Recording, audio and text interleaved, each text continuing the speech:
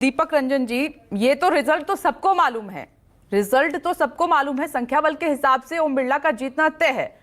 के सुरेश के पास मैंडेट आंकड़े नहीं है, संख्या नहीं है, उसके बावजूद भी के सुरेश को पार्टिसिपेट कराना, नॉमिनेशन फाइल कराना लोकसभा स्पीकर के लिए, क्या आप मैसेज देना चाह रहे हैं?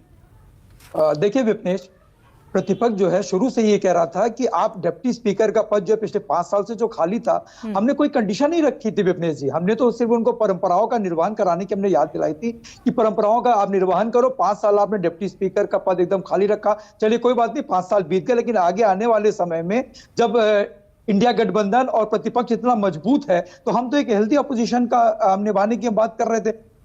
प्रोटेम स्पीकर में भी इन्होंने सीनियरिटी को नजरअंदाज किया।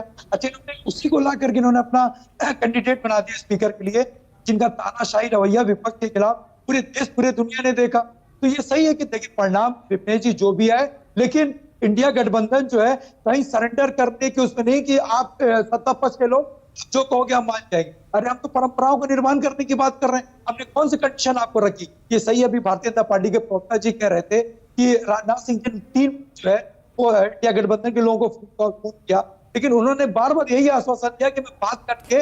और दीपक जी, आपकी वॉइस ब्रेक हो रही है, मैं इसको ठीक कराती हूँ, जल्दी से लौटती हूँ। मैं जेडीयू प्रवक्ता का तब तक रुक कर लेती हूँ, वो भी हमारे साथ मौजूद हैं। परिमल कुमार जी, ठीक है, आप कंप्लीट कीजिए। दीपक जी, आपकी वॉइस ठीक हो गई है, कंप्लीट कीजिए, फिर मैं परिमल जी का रुक करूंगी।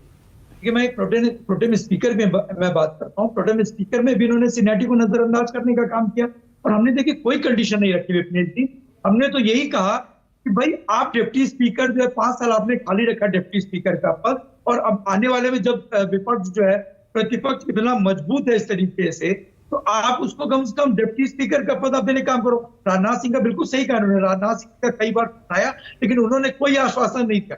उन्होंने कहा मैं बात करके मैं स्पीकर का कैंडिडेट अनाउंस होने से पहले मैं डिप्टी स्पीकर की बात आपको क्लियर कर दूंगा, लेकिन इस विषय में उनका कोई रिटर्न कॉल नहीं है, कोई रिपोर्ट कॉल उनका नहीं है, कोई उन्होंने कॉल बैक नहीं किया।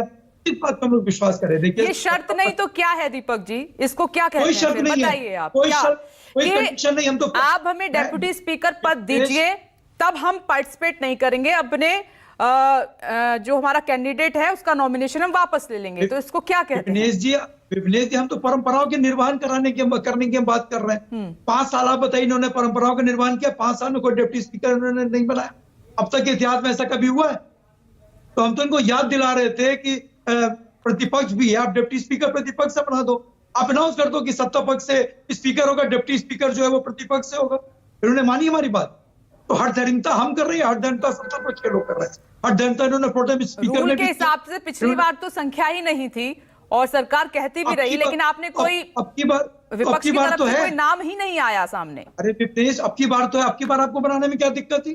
अब की बार आपको अनाउंस करने में क्या दिक्कत थी? आपको कहना चाहिए कि स्पीकर जो है वो सत्ता पक्ष से होगा, डिप्टी स्पीकर जो प्रतिपक्ष से होगा। तो अब क्या इनको ये कहने में क्या दिक्कत? हठधर्मिता कौन दिखा रहा है? देखिए, चुनाव परिणाम या जो भी आज परिणाम उसका है, लेकिन हम लड़ेंगे और हम हर मुद्दों पे लड़ेंगे और हम सत्ता पक्ष को दिखा देंगे कि हम तुम्हारे हर बात पे सरेंडर नहीं होंगे। अगर तुम मनमानी रवैया अख्तियार करोगे तो इंडिया गठबंधन अब की बार बहुत मजबूत है और हर मोर्चे पे तुमसे लड़ाई लड़ेगा। ये वही ओम बिरला जी हैं जिन्होंने किस तरीके से जो है लोग विपक्ष के लोगों का, प्रतिपक्ष के लोगों का माइक म्यूट करने का काम किया। एक समकक्ष सांसद को एक दूसरे सांसद ने किस तरीके से धर्म और आतंक से जोड़ करके गालियां दी। क्या कार्रवाई की ओम बिरला साहब ने उनके खिलाफ?